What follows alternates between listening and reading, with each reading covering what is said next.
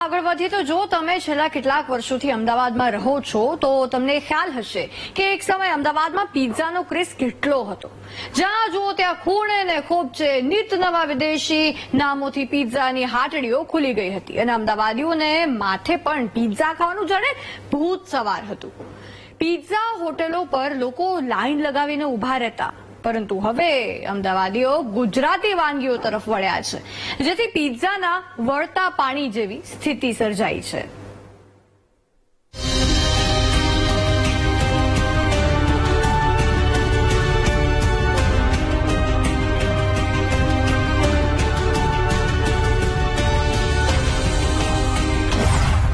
Pizza તારા વળતા પાણી, અમદાવાદીઓને દાઢે વળગી ગુજરાતી વાનગી. અમદાવાદીઓ પરથી ઉતરી રહ્યું છે પિઝાનું ભૂત. શહેરમાં 100 થી વધુ બ્રાન્ડેડ પિઝા આઉટલેટને તાળા, 250 થી વધુ પિઝાની દુકાનો બંધ. એક સમય હતો જ્યારે અમદાવાદીઓ પર પિઝા ખાવાનું ભૂત સવાર હતું. પિઝા સ્ટોર બહાર લોકો લાઈન લગાવીને ઉભા રહેતા, પરંતુ સમય બદલાયો, સ્થિતિ બદલાઈ. તેમ તેમ લોકો પરથી પિઝાનો ક્રેઝ ઓછો થતો ગયો. ફક્ત લોકોમાં પિઝાનો ક્રેઝ ઓછો થયો તેના લીધે જ પિઝાના ધંધાર્થીઓ પર આફત નથી આવી પડી.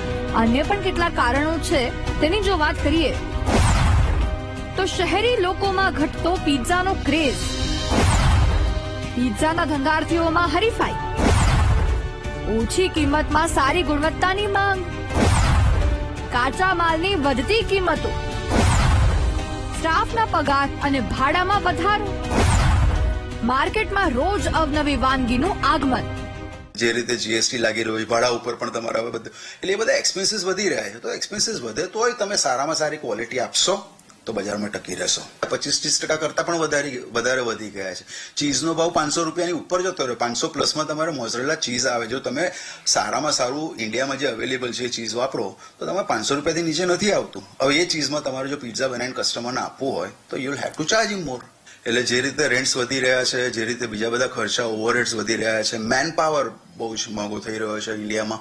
તમને માણસો બહુ ઇઝીલી નથી મળતા. સ્ટાફ માટે બી અત્યારે બહુ જ સ્ટ્રગલ કરવું પડે છે અને સ્ટાફને ટકાવી રાખો. પિઝાની સામે હવે લોકો સિઝલર અને ગુજરાતી વાનગી તરફ વળ્યા છે. મૂળ ગુજરાતી વાનગીઓમાં મળતી વિવિધતાનો સ્વાદ હવે ગુજરાતીઓને પોતાના તરફ ખેંચી લાવ્યો છે. પિઝા આઉટલેટમાં શરૂ કરવામાં આવેલા અનલિમિટેડના કન્સેપ્ટથી નવા પ્લેયર તો આવી રહ્યા છે, પરંતુ વધુ ટાઈમ બજારમાં ટકી શકતા નથી, કારણ કે ક્વોલિટી ફૂડ ન હોવાથી હવે ગ્રાહકો ફરિયાદ નહીં પરંતુ સ્વિચ ઓવરનો કન્સેપ્ટ અપનાવે છે. જ્યારે ઓનલાઈન ફૂડ ડિલિવરીના કારણે હોટેલમાં વોક-ઇન પણ ઓછું થયું છે, જેથી હોટેલનો ખર્ચ, જગ્યાનું ભાડું અને જીએસટી જેવા વધારા ખર્ચના કારણોથી પણ હોટેલો બંધ થઈ રહી છે. પહેલે તો છે ને પિઝા ખાઈ ખાઈને હવે આમ ઉપકે આવી ગયા છે કે બધા જ આઉટલેટના પિઝા ટેસ્ટ કરી લીધા છે, પણ એમ કેવું કે રિપીટેટિવ ટેસ્ટ હવે મજા નથી આવતી. પ્લસ હવે જ્યારે પિઝાની શોપ્સ, ફ્રેન્ચાઇઝીસ બધું બંધ થઈ રહ્યું છે ત્યારે અત્યારે અમે લોકો છે ને બ્રુશીટોસ, પછી રાઈસ બાઉલ્સ એવું બધું અમે પ્રિફર કરતા હોય છે. હેલ્ધી સેલાડ્સ, સબવે છે કે સબવે જેવા ફ્રીઝબી છે, ત્યાં આગળ અલગ અલગ મલ્ટિપલ આઉટલેટ્સ હોય. પ્રીમિયમ રેસ્ટોરન્ટની હરીફાઈ સાથે ટેક્સનો ભાર, કાચા માલમાં 30%નો વધારો અને એક જ સ્વાદથી કંટાળેલા ગ્રાહકો પણ પિઝા રેસ્ટોરન્ટ બંધ થવાનું મૂળ કારણ છે. તેથી આગામી સમયે પિઝાના ધંધાર્થીઓ માટે કપરો રહેવાની પૂરી શક્યતા છે.